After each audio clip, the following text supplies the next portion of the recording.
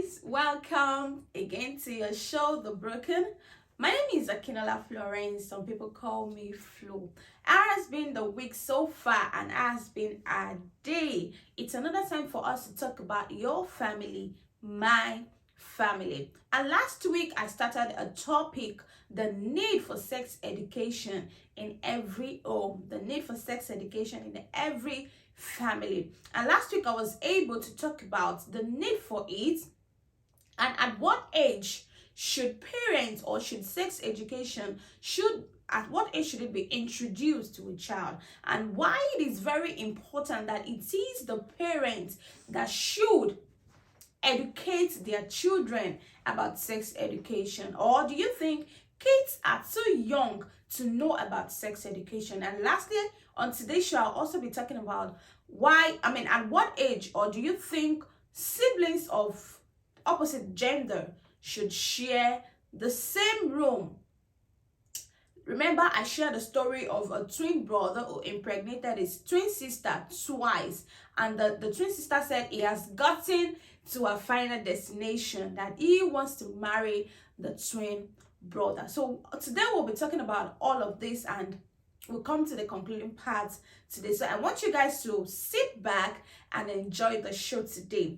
Click on the likes button, drop comment, your view in the comment section below, and also share the video. So I'll quickly do a recap of what we learned last week. We'll talk about sex education. Now it is the teaching and learning about sex and sexuality, human development and sexual health, reproduction, everything about sex and sexuality. That it doesn't mean the act itself, what a child needs to know, information about sex and sexuality, our body growth and development. And the need for sex education is for every child out there to understand their body structure, the similarities and differences between them and opposite gender, and to understand the role and responsibility of their gender.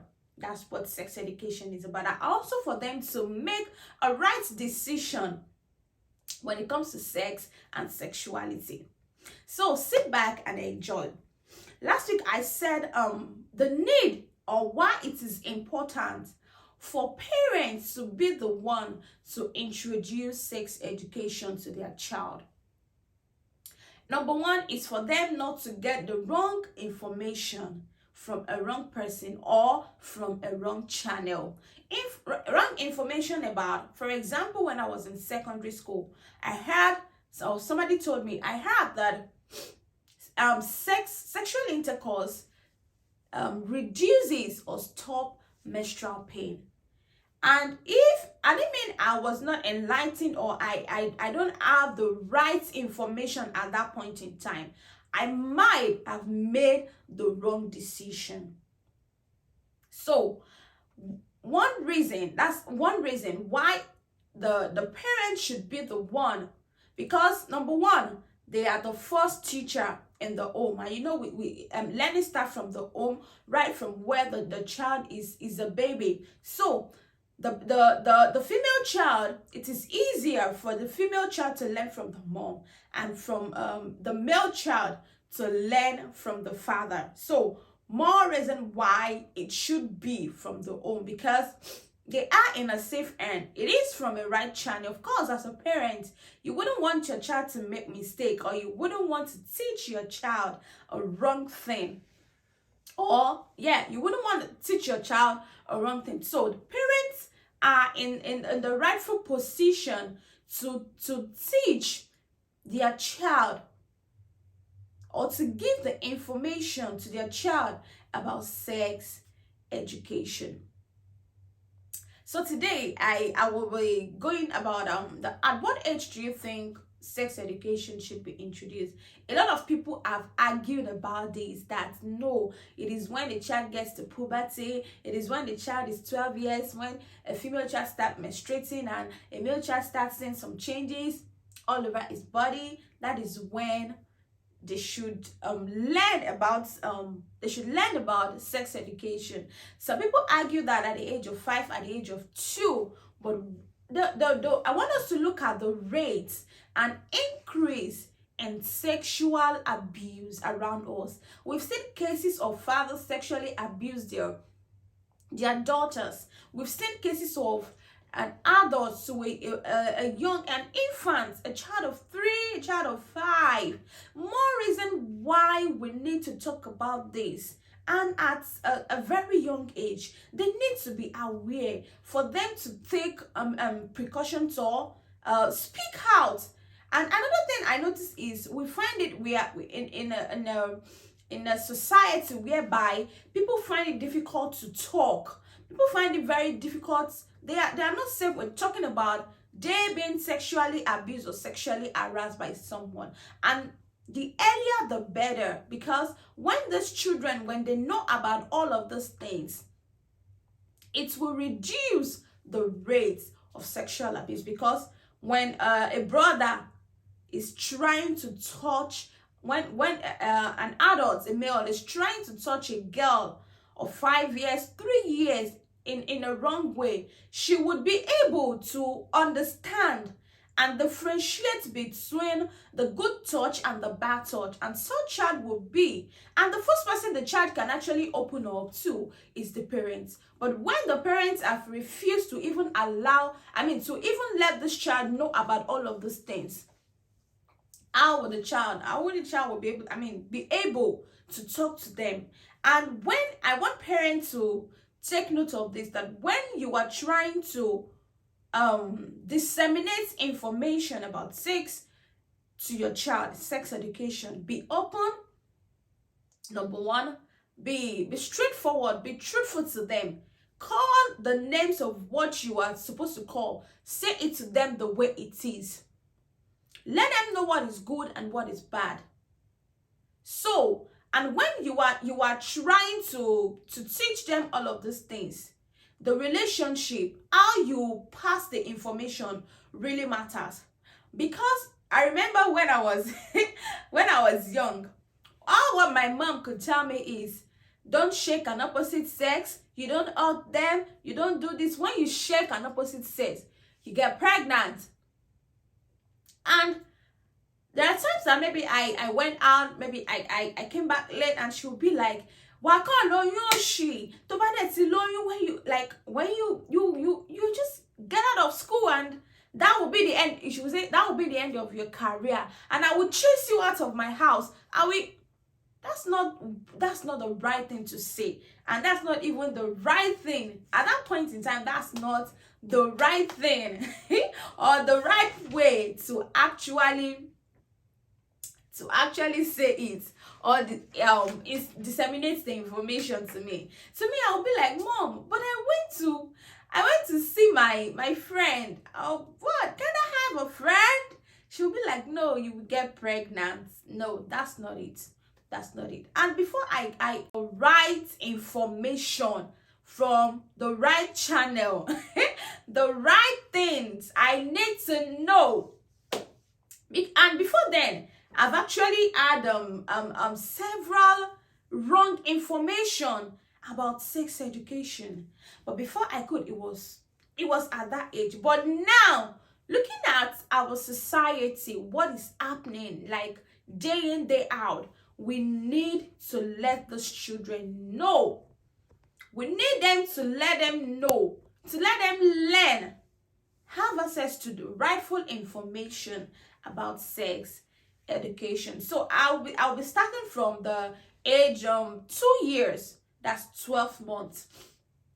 They should, at this age, a child should be able to name all parts of his or her body, identify it, and understand these body parts are normal. Should be able to differentiate between a boy and a girl. And you discover that now children are so inquisitive. They are so curious, like they want to know about everything. You see a small girl asking the mom, "Why is your tummy big? What's in there? How does the baby get in there?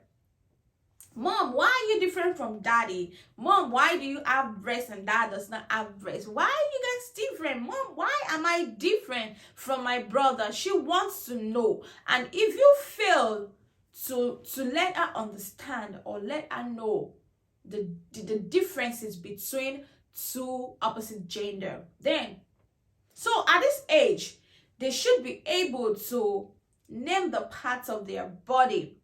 One mistake parents make here is that they don't call the parts of their body the names they have. Breast is breast. There's nothing like Bobby. There's nothing like it's your Bobby, it's your this. No, breast is breast. Let them know. Let's teach them.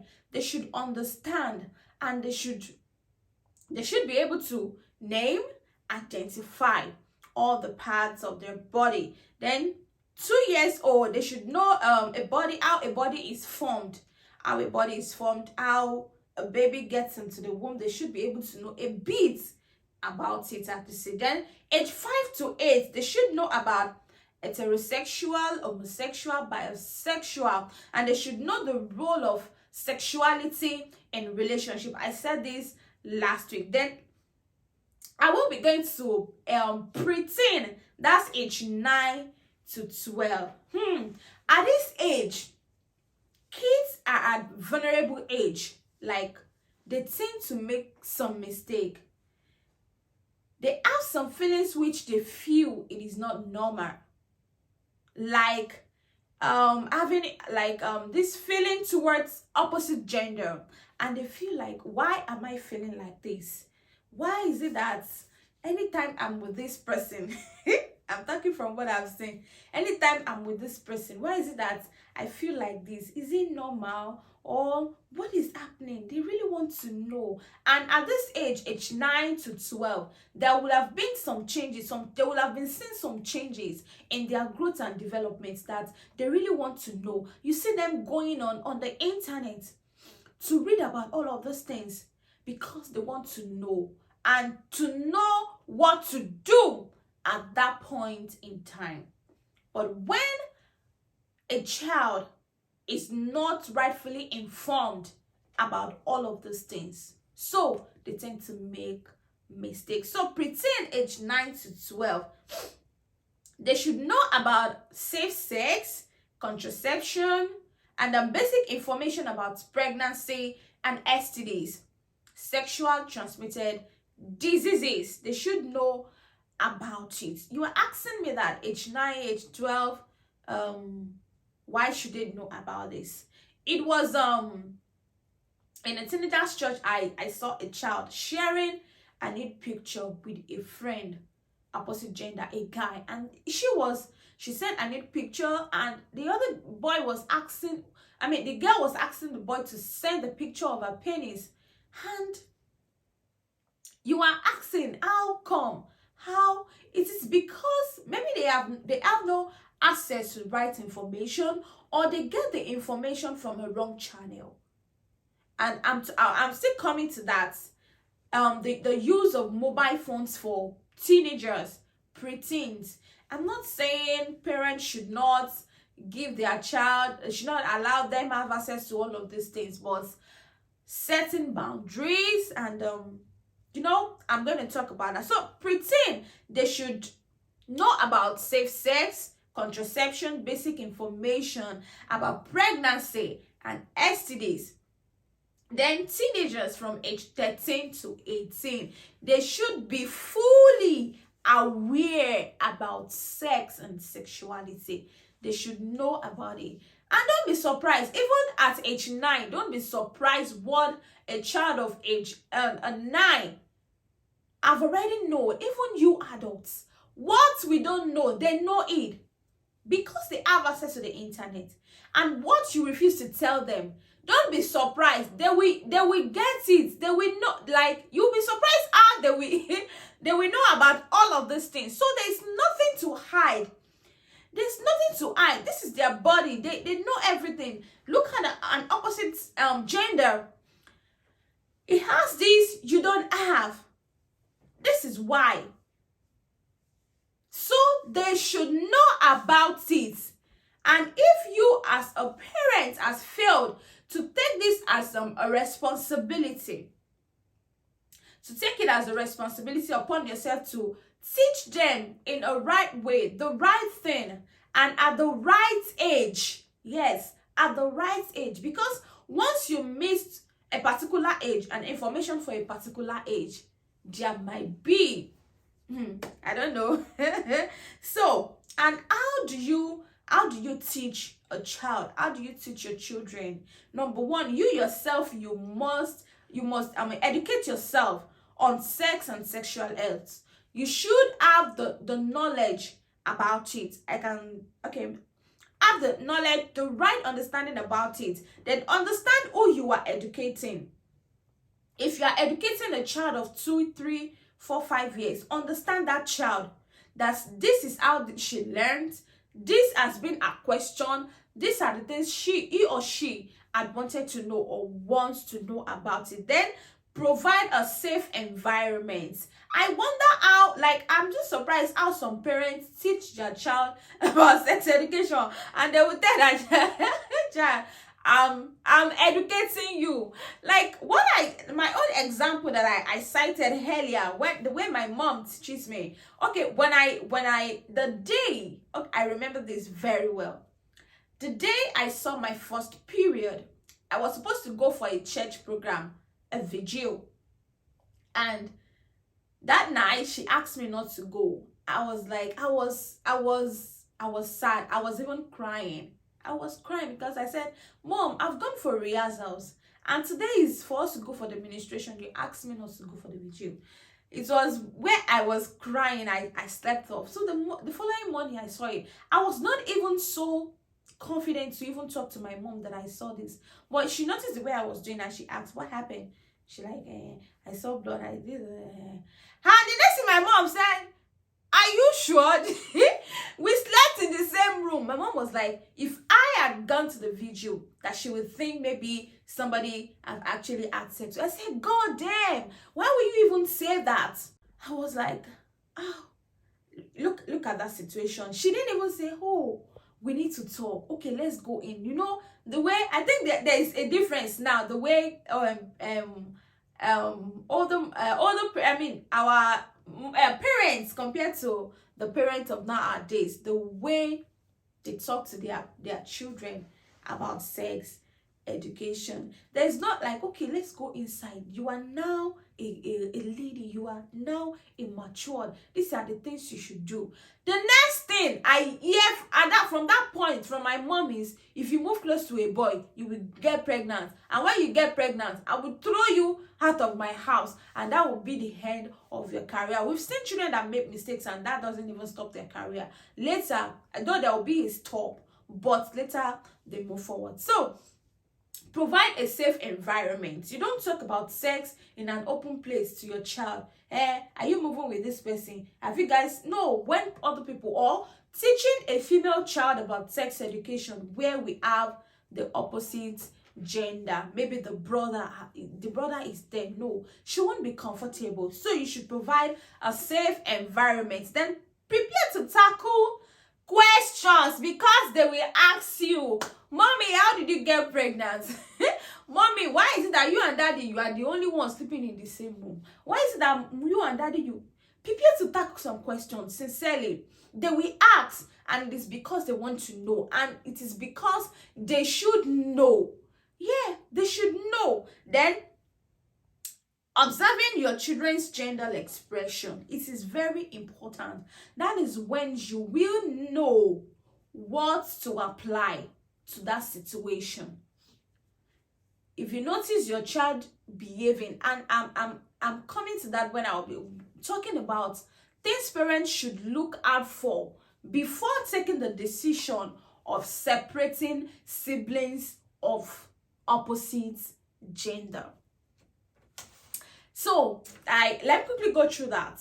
There isn't any age cutoff for you separating siblings of opposite gender. I know people are going to ask me, fingers are not equal. What if it's only 2 rooms they have? I'm going to answer all of those questions. There isn't any specific age for for parents to decide. Either they should have their girls in a room and have their boys in another room. Look at the story I shared.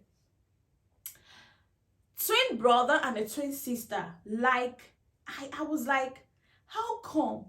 Is it that their guardian or their parents haven't even noticed the bond between them, the intimacy between them at any point in time? And how did they even arrive at the point of having sex with themselves?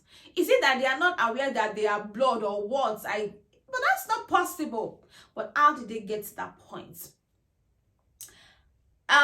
They might share the same room, but parents should monitor where their children are, the way their growth and development. That will help them decide at what age or when they should separate siblings of opposite gender.